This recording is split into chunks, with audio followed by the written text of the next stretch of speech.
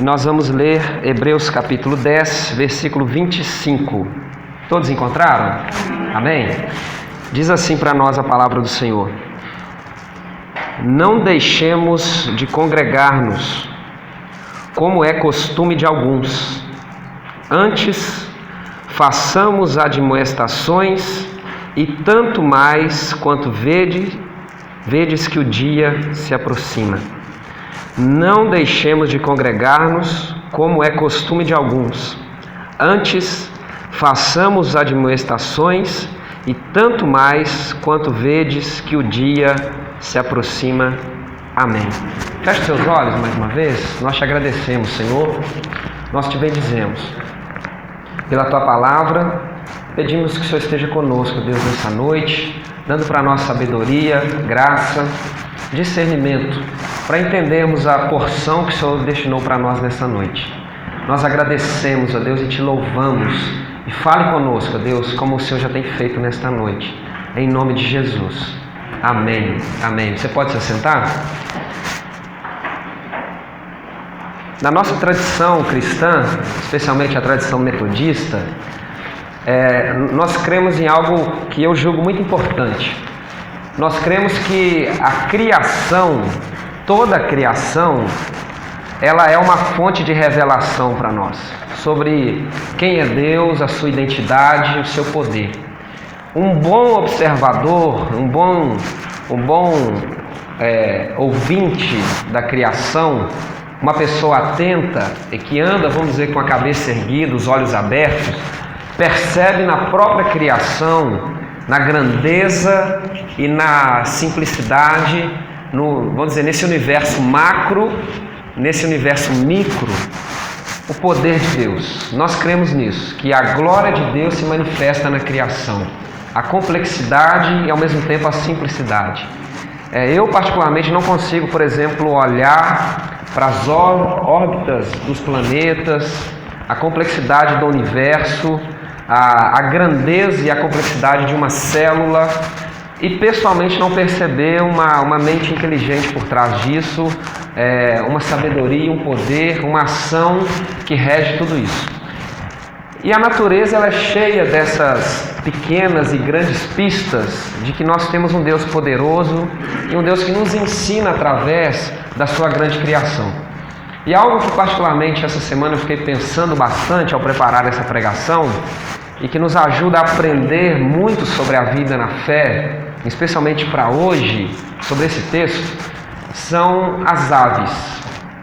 A complexidade das aves, especialmente as chamadas aves migratórias. Eu não sei se você lembra da sua aula de biologia, lá no 2º grau. Dentre as aves, nós temos um grupo que é conhecido como aves migratórias. Por que aves migratórias? Por conta de clima, alimentação e diversas outras situações, essas aves, de tempos em tempos, pelo menos uma vez ao ano, elas migram.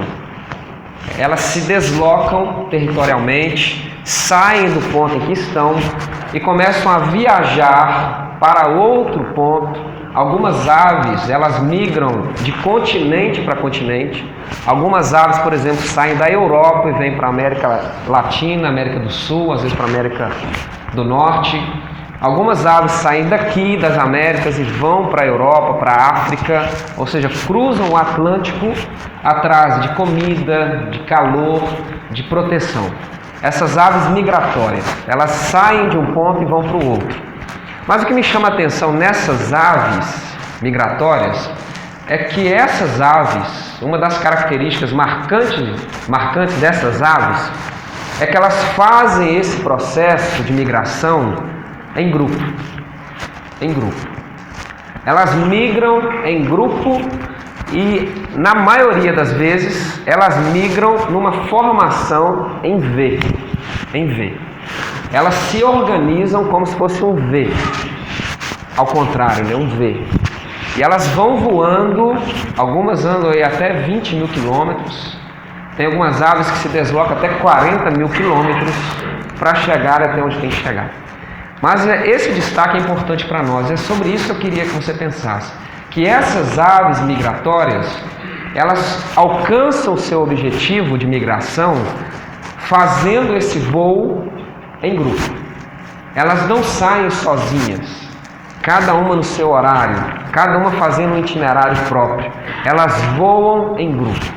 E por que elas fazem esse voo comunitariamente? Pelo menos 3 razões essas aves têm para fazer um voo coletivo. Primeira razão é que voar coletivamente, voar numa formação, especialmente a formação de V, economiza energia. Sabiam disso? Quando a primeira ave, a ave que está na ponta da formação, ao bater as suas asas, ela desloca o vento, ela cria uma espécie de vácuo que facilita para a ave que está atrás dela, para as próximas aves, ela facilita o bater as asas. Então a segunda ave ou a segunda linha de aves já faz menos esforço para cortar o vento, porque a primeira já cortou. E a terceira fila de ave faz menos esforço porque a segunda fila já cortou. E a quarta fila das aves faz menos esforço porque a terceira fila já cortou. O movimento das asas faz com que o vento favoreça o bater das asas das aves que estão para trás. Então, ao voar em formação, e cada uma tem um tempo exato para se bater as asas, elas não batem as asas conforme cada uma quer, elas respeitam o tempo da primeira asa que bate para aproveitar o vento, o vácuo e o movimento que esse vento faz. Elas vão economizando energia. Olha que coisa interessante. Então, voar em grupo economiza energia. Uma segunda razão que, por economizar energia ao bater as asas, essas aves conseguem voar mais longe. Elas chegam a voar até 70% a mais do que voariam se estivessem sozinhas. Olha que coisa interessante. Algumas aves alcançam até 70% a mais de distância, de deslocamento, tudo porque foram beneficiadas pelo coletivo. Então elas chegam mais longe. E um terceiro aspecto é que voar em grupo protege essas aves dos seus predadores.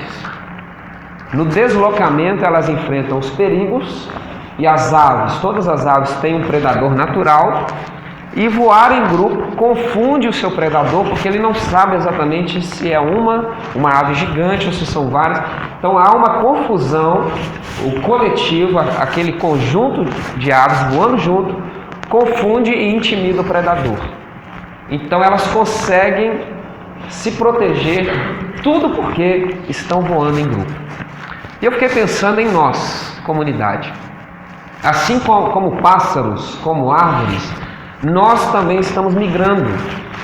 Nós estamos peregrinando, nós estamos caminhando, nós temos um deslocamento a fazer, nós temos uma jornada a cumprir, nós estamos caminhando. Existe em nós, colocado para nós, uma necessidade de sairmos da nossa condição e migrarmos, voarmos, batermos as nossas asas para onde nós devemos estar. E o que Hebreus está dizendo para nós, e ele já disse várias coisas, como por exemplo, que nós precisamos peregrinar com esperança, peregrinar com perseverança, peregrinar com a palavra, ou seja, com a lâmpada. Mas ele vai dizer para nós agora que a peregrinação ela só é possível se feita comunitariamente. Só é possível peregrinar e alcançar o nosso objetivo se decidirmos viver a nossa fé, fazer a nossa jornada coletivamente. Então, como pássaros, como aves migratórias, nós devemos fazer a nossa jornada de fé, voando, caminhando, nos deslocando em comunidade. Isso para nós é muito importante. E é justamente o que Hebreus está dizendo para nós nesse texto. Não deixem de se congregar, não deixem de se ajuntar, não deixem de estar juntos, Esse é o convite de Hebreus para esta igreja e o convite de Hebreus para nós. Porque ele está dizendo que mediante as situações, realidades, mediante os problemas que esta igreja está passando, que esses cristãos estão sofrendo, há um costume de alguns em deixar de congregar, deixar de estar junto, deixar de vivenciar a fé no encontro com o outro e tentar viver a fé isoladamente. E aí a gente começa a pensar do porquê que Hebreus está dizendo isso. Primeiro aspecto importante que nós precisamos lembrar, ou talvez aprender com relação à fé, é que a fé, ela é revelada por Deus a um povo.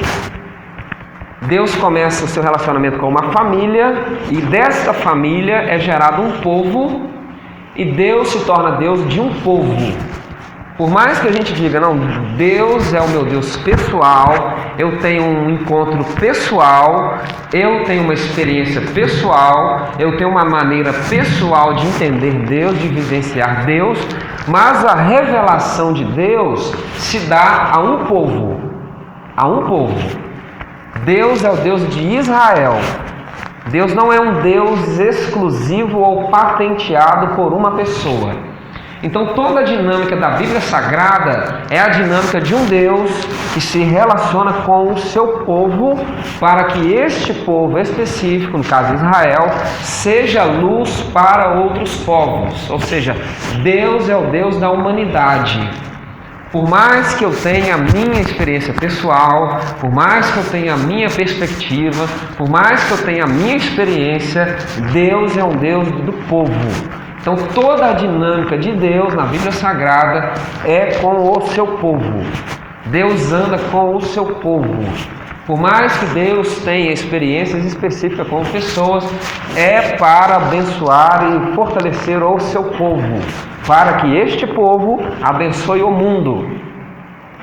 O mundo. Nós precisamos entender isso. E Jesus, principalmente, vai nos ensinar, Mateus capítulo 6 especialmente, uma forma de oração que nós vamos torná-la conhecida como a oração do Pai Nosso. E toda a dinâmica da oração que Jesus ensina é a dinâmica do nós. Pai Nosso,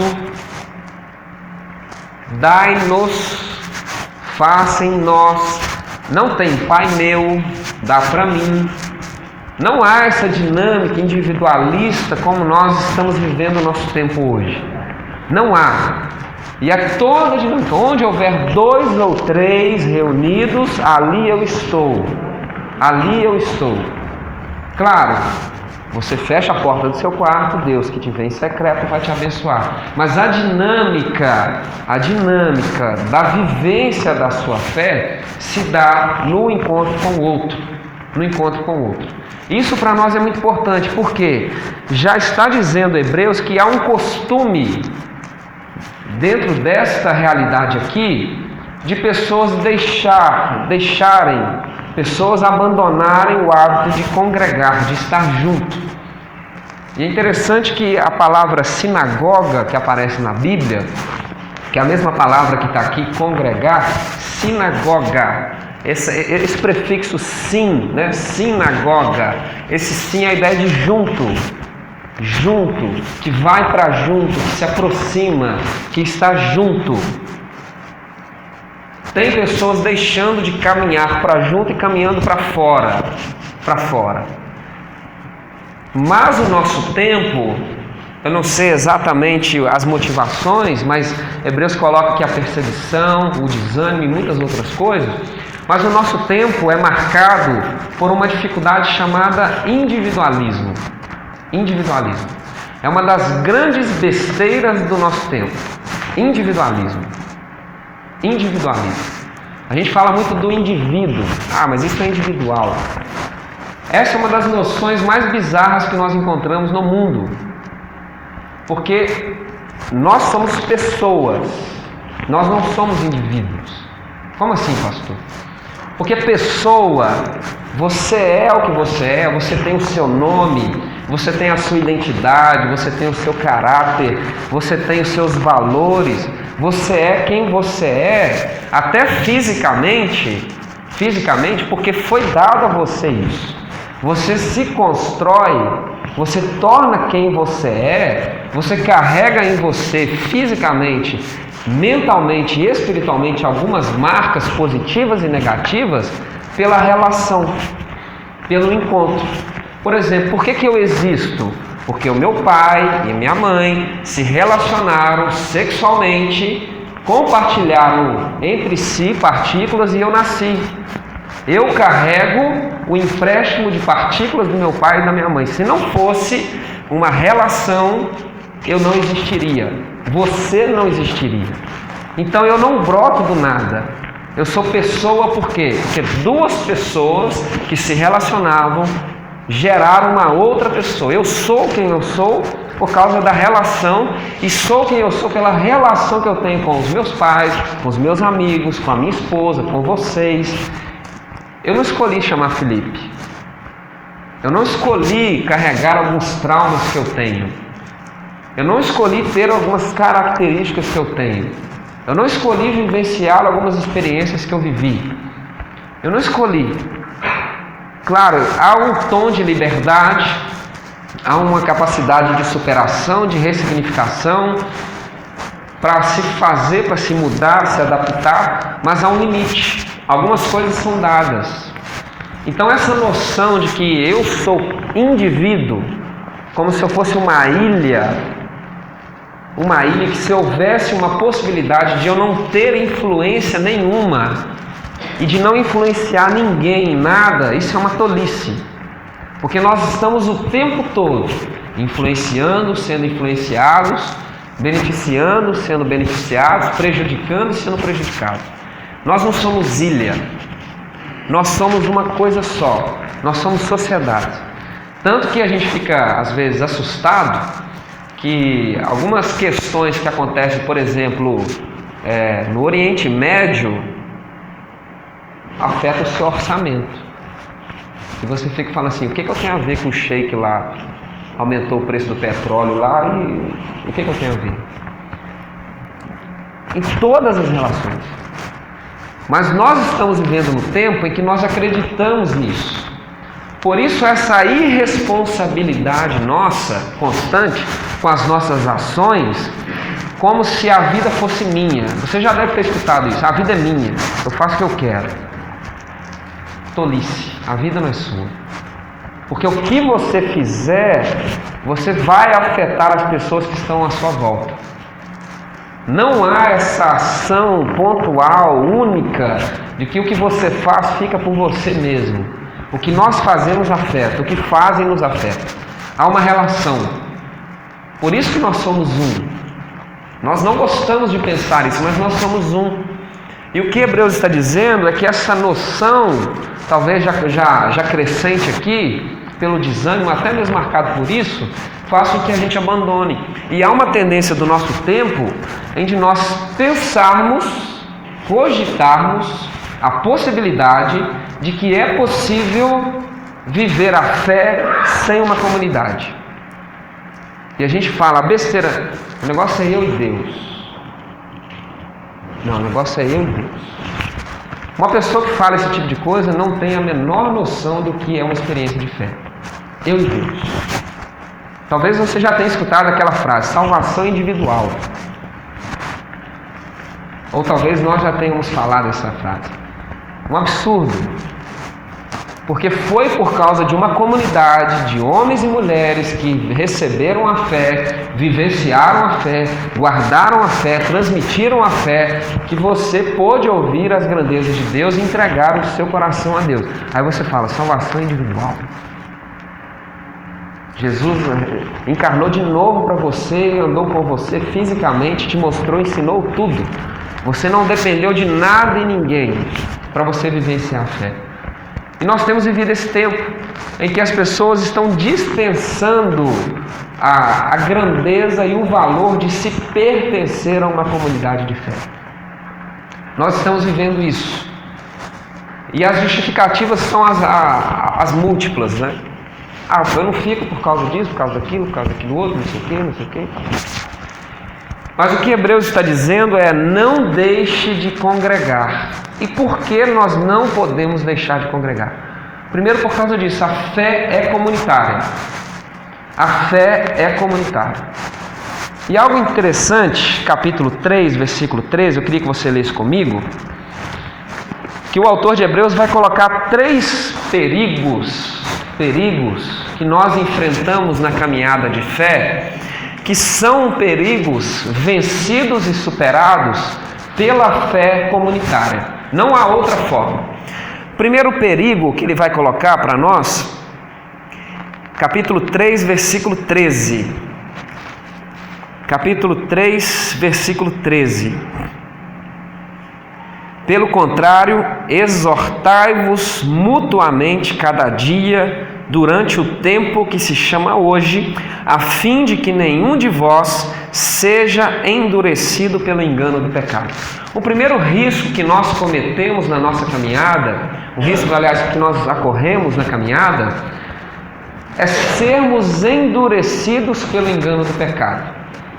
É a tônica do capítulo 3. Enquanto nós caminhamos, há um risco de vocês serem endurecidos pelo engano do pecado. E o que Hebreus está dizendo é que uma solução, um remédio para sermos vencedores sobre esse risco é sermos exortados mutuamente. Exortai-vos mutuamente para quê? Para que não sejam endurecidos pelo engano do pecado. Olha o que ele está dizendo. O pecado pode endurecer o coração de vocês, e um remédio para que isto não aconteça é que vocês vivam exortações mútuas. Exortações mútuas. O que ele está dizendo é: eu preciso que alguém me exorte constantemente para que o pecado não endureça o meu coração. Olha que coisa séria. Ele não está dizendo, olha, ore, leia a palavra, busque. Não. É necessário uma exortação, é necessário uma intervenção de alguém para evitar que o meu coração seja endurecido pelo pecado. Olha que coisa interessante. Nós precisamos que as pessoas que caminham conosco nos ajude, chame a nossa atenção, abra os nossos olhos, nos ajude a ver com mais clareza aquilo que nós não estamos vendo, para que o nosso coração não seja endurecido. Olha que coisa importante. E nós estamos vivendo um tempo tão difícil que quando nós precisamos ajudar alguém, nós precisamos chamar a atenção de alguém, exortar alguém, ajudar essa pessoa a olhar para a própria vida e ver que o caminho dela não está indo por um caminho tão bom. O que você tem a ver com a minha vida? Quem é você para falar isso comigo? Não te perguntei nada. Você está achando que você é melhor do que eu para falar isso? Claro, nós corremos o risco de cairmos no moralismo, na hipocrisia, na falta de compromisso, mas isso não anula a importância de termos pessoas na nossa vida que nos amam, que caminham conosco, que também estão caminhando para o mesmo propósito, ser instrumentos de Deus para chamar a nossa atenção, porque a gente às vezes não consegue ver. Nós estamos caminhando e a gente às vezes entra no automatismo que nós não percebemos que nós estamos errando e que o pecado está endurecendo o coração.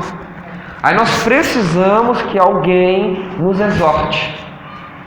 E precisamos estar debaixo de exortações, para que o nosso coração não seja endurecido. Olha que coisa importante. O seu irmão é instrumento de Deus para que o pecado não vença você.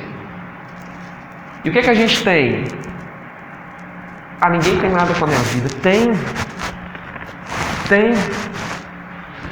Eu faço e ninguém tem nada com isso. Tem.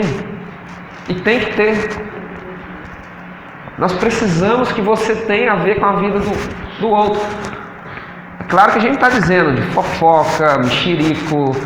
Nós estamos falando de palavra, de querer o bem, de exortar no sentido bíblico. Nós precisamos disso. Porque o autor de Hebreus está dizendo para nós que o pecado tenta, é o que vai aparecer no capítulo 12, o pecado que tenazmente, ou seja, constantemente nos assedia. É necessário nos livrarmos. E como é que a gente se livra?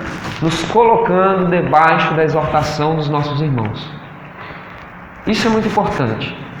que nós estejamos vivendo uma fé em que nós nos permitamos isso, sermos exortados. Porque isso é difícil, a pessoa chega e fala alguma coisa e você já logo pensa: quem você está achando que você é falar comigo assim? Você acha que sua vida é perfeita? Quem você está achando que é? E a gente já se fecha porque nós não admitimos que outro possa nos ensinar alguma coisa. Nós não admitimos.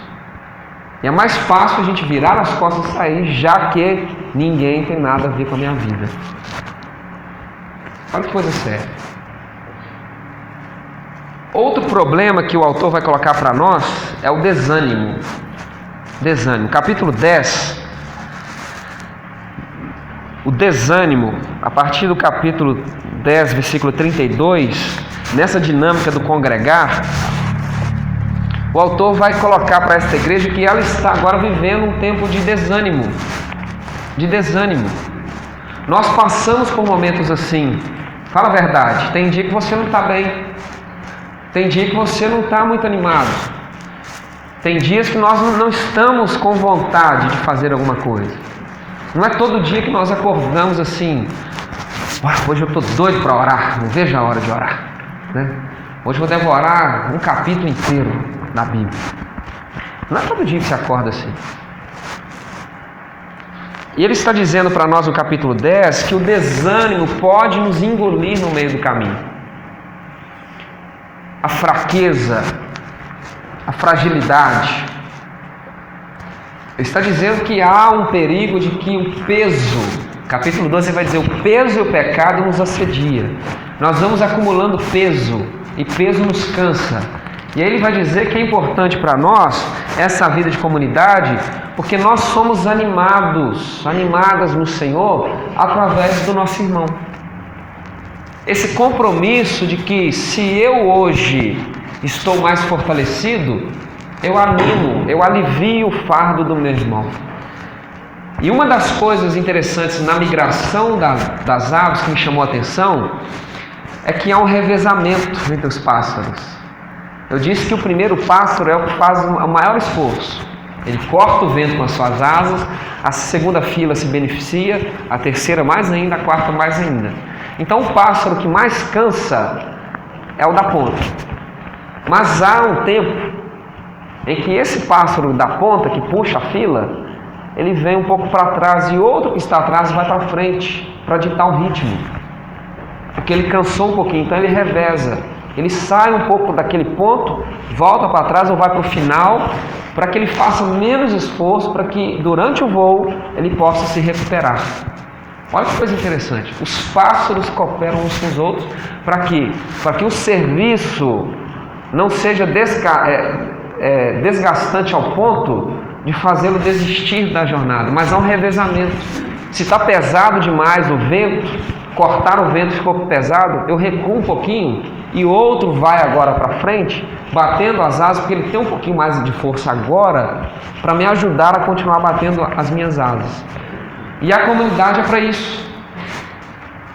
A gente conseguir, na nossa sensibilidade, na nossa convivência, na nossa atenção, no nosso zelo, perceber as pessoas que estão enfraquecidas e nos aproximarmos delas para ajudá-las a se fortalecerem na fé. E nós precisamos disso. Aprender que se há alguém enfraquecido, desanimado, e eu estou percebendo, me sinto um pouco mais fortalecido, é tarefa minha ajudar esse que está enfraquecido. Me aproximar dele para que o bater das asas não leve para a morte. Porque se aquele pássaro insistir em bater as asas sempre à frente, vai chegar um ponto que ele vai cair, vai desmaiar de cansaço. Então nós precisamos disso, dessa cooperação. E ele está dizendo que a congregação, o congregar, é importante porque há uma cooperação. Quando eu não tenho forças, alguém ora por mim. Quando eu não tenho ânimo, alguém me carrega. Alguém fala por mim, me ajuda, me carrega, me empurra, me arrasta, nem que seja. Mas a gente vai andando. Ou para comigo, me protege enquanto eu não tenho forças. Está comigo. Mas nós vamos perdendo tanto isso que nós nem perceber a ausência de pessoas nós percebemos. Nem percebemos. E quem dirá as pessoas que estão enfraquecidas? Essas então que a gente não faz nem ideia. E o que Hebreus está dizendo para nós é que nós precisamos dessa cooperação. Porque o ânimo vem da comunidade. Nós precisamos disso. E um terceiro e último risco que eu queria destacar, para a gente encerrar, capítulo 13, versículo 9. Capítulo 13, versículo 9.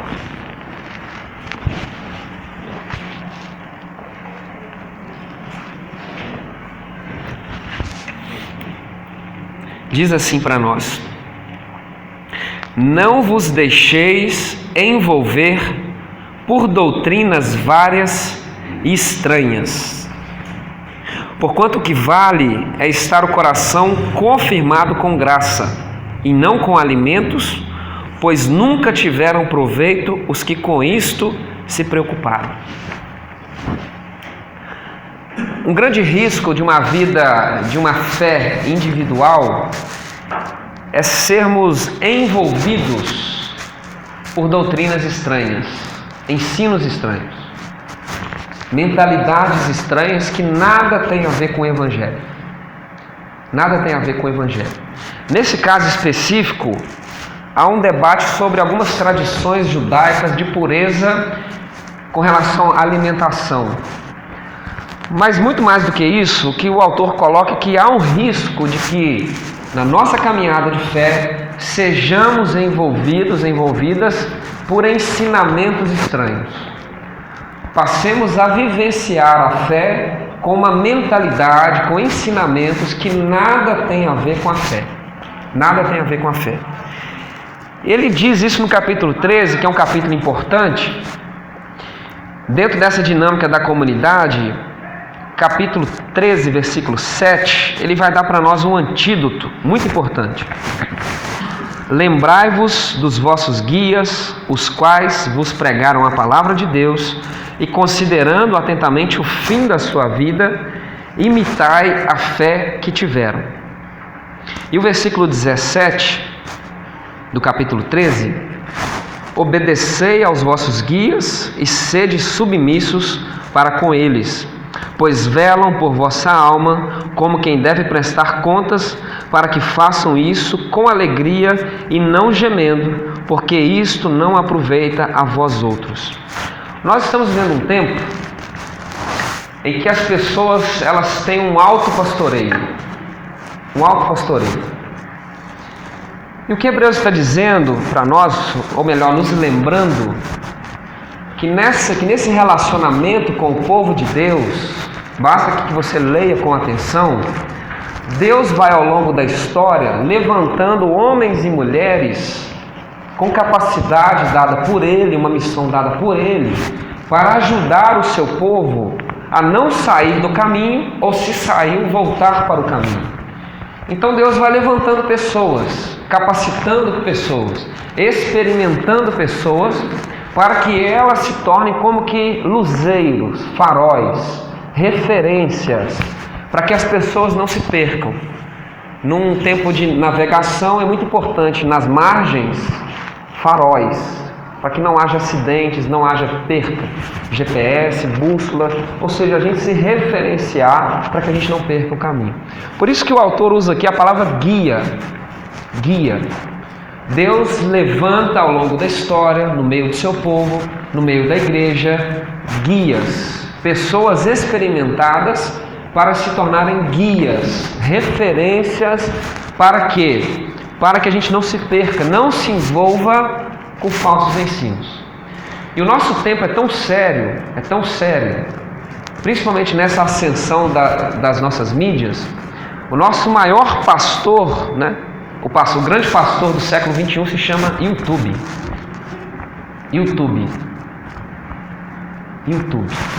Então, se você tem uma dívida, aliás, uma dúvida, uma dificuldade, uma questão, você corre para onde? YouTube. Mas eu sei que você faz isso, porque é uma tentação que eu tenho, você tem, todos nós temos. É que quando você não encontra uma resposta que agrade você digita, pesquisa até encontrar um teólogo formado pela Universidade do YouTube que vai dar a você uma resposta que você já tinha pré-concebida para acalentar o seu coração. Tenho certeza que a gente faz isso. Você tem uma questão, é proibido, é certo, é errado fazer isso, aquilo, e a gente vai digitando. Aí você acha alguém que fala, não, é errado, aí você fala, não concordei com esse cara. Não, achei que essa resposta dele faltou, não. Ah, sabia aqui, ó, esse, tá vendo? É o que Paulo já dizia, que chegaria um tempo em que as pessoas correriam a passos largos para ouvir aquilo que gostariam de ouvir.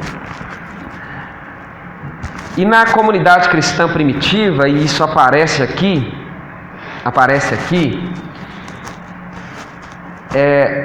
o critério para você se submeter ao ensino, ao pastoreio, e o pastoreio muito mais do que um cargo eclesiástico, mas o pastoreio no sentido do cuidado, de uma exortação, de submissão, né, de você acatar, obedecer. O critério era a vida de quem fala para você. Por isso a fala, considere os seus guias, obedeça os seus guias, mas aparece aqui um aspecto, considere atentamente o fim da sua vida, imitando a fé que eles têm. Imitando a fé que eles têm. Mas como a fé para nós, ela fica flutuando meramente nas nossas retóricas, né? Nos conteúdos, nós vamos no nosso dia a dia, com um passo apressado, nos submetendo a qualquer tipo de ensino, sem ter o mínimo de conhecimento de quem é a pessoa, qual é a vivência de vida, qual o experimento de fé, de vivência que ela tem e de onde ela fala para nós, a origem do seu ensino. E aí nós nos submetemos ao conteúdo daquele ensino meramente por algo sedutor, que é a forma como a pessoa fala. Tem gente que fala tão bonito que você fala assim, não, só pode ser verdade, porque ela falou com autoridade, né? E a gente acha que a autoridade, né? A pessoa falou com autoridade, né? Não pode ser mentira, né? Falou, né? Tão bonito. E a gente vai se submetendo. E aí o que ele está dizendo é que valorize as pessoas de carne e osso, imperfeitas, que Deus colocou na sua vida, que Deus levantou e colocou como referências para a sua vida, e se submetam a elas, para que vocês não sejam envolvidos por doutrinas estranhas. Cuidado, para quem nós damos o nosso ouvido, para quem nós emprestamos, porque isso é muito sério. Nós estamos vivendo um tempo difícil, todo mundo fala de tudo hoje, todo mundo fala de tudo, sabe de tudo. E aí eu te faço uma pergunta muito séria agora. Quem é a autoridade que Deus instituiu na sua vida? Ou quais são as autoridades que Deus instituiu para você e às quais você se submete? Quem são as autoridades? Ou seja, quem é aquela ou quem são aquelas pessoas que numa dificuldade, num momento de crise, num momento pontual da sua vida, você considera como palavra final para você? Quem é ou quem são? Ou você está solto? Porque eu tenho autoridade sobre a minha vida. Existem algumas pessoas a quem num momento de crise, de dificuldade, em questões eclesiásticas, questões emocionais e questões teológicas, a quem eu recorro e vamos dizer, peço bênção. E se ela falar não faz, eu não faço. Porque são pessoas que eu convivo, experimentadas na fé, experimentadas na igreja, experimentadas na vida, experimentadas na palavra, que mesmo que eu não consiga entender, não soe confortável para mim, eu me submeto. Porque eu encaro, eu observo e eu reconheço que elas são guias para mim. podem me levar a chegar a um lugar que eu ainda não estou. Você tem essas pessoas? Porque nós estamos vivendo um tempo em que nós não temos mais isso. Nós não respeitamos os nossos pais, as nossas autoridades, as pessoas experimentadas, os professores, as autoridades. Nós estamos vivendo uma crise ética, sim, mas no meio disso tudo, será que não tem ninguém sério? Ninguém fazendo certo? Eu conversei com um amigo um dia, ele se mudou para uma outra cidade falando: não estou mais frequentando igreja, decepcionei, porque difícil. E a cidade que ele está hoje tem 400 mil habitantes. Aí eu falei com ele: em 400 mil habitantes você não achou um pastor decente, uma igreja decente? 400 mil habitantes, não tem ninguém. Ninguém está tentando fazer o certo. Todo pastor é vagabundo, toda igreja é corrupta, todo mundo está errado. 400 mil habitantes, não tem ninguém. Você é tão bom assim que você não pode se misturar com essa gente imperfeita. Não tem ninguém. 400 mil habitantes. Aí ficou quieto. O assunto acabou, lógico, né? Mas a gente precisa pensar nisso. Por quê? Sem submissão, sem comprometimento mútuo, sem comunidade, o seu voo pode ser prejudicado. A sua vivência de fé pode ser prejudicada. É isso que o texto está dizendo para nós. E aí fica para nós, e eu quero pôr isso para vocês, porque eu me coloco isso todos os dias. Você precisa decidir. Você precisa tomar uma decisão. E pensando em nós aqui hoje, diretamente, nós aqui, esta é uma comunidade a qual eu quero pertencer de verdade.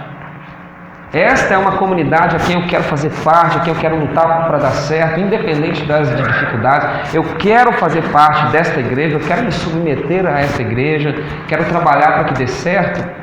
Esta igreja é lugar de fé para você?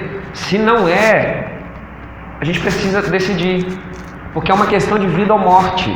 Se não tivermos vivendo a nossa fé na comunidade, na exortação mútua, nessa tradição, vivendo comunitariamente, nós seremos vencidos pelo caminho. E é o que a gente está vendo por aí. Seremos pastores de nós mesmos. E é importante isso para nós. Decidirmos fazer parte. Por isso o convite: não deixe de congregar. Escolhermos. É como um casamento. Escolha e vá até o fim. Lute para que a pessoa seja boa, melhor, perfeita. Conviva com ela, viva com ela, se dê por ela, faça com que dê certo, corra atrás, se permita ser transformado por ela, mas decida. Porque a gente vive o tempo assim, a gente come aqui, come ali, vai aqui, e transformamos a igreja numa loja, num teatro, num cinema, em que nós queremos sentar, comer, nos beneficiar, virar as costas, ir embora para casa e dizer: o culto não foi tão bom assim. Senti falta daquela coisa, daquilo, mas nós não nos comprometemos para construir. Nós transformamos a igreja num lugar de consumo. Queremos consumir aquilo que a igreja dá. Igreja não é teatro, igreja não é cinema, igreja não é supermercado, igreja é comunidade. Nós estamos aqui para construir uma igreja juntos. Se a igreja não faz, é porque você não faz. Porque você é a igreja. Se não é, se ainda não está sendo, decida se quer ser ou não. Ou busque uma igreja e seja igreja lá. Porque isso é uma questão de fé. O caminho só se faz ao lado de outras pessoas. Se submeta ao outro, para que o nosso voo seja possível. Se coloque como pássaros para a gente voar. E nós vamos chegar lá. Queria te convidar a se colocar de pé. Queria orar por você. Em nome de Jesus.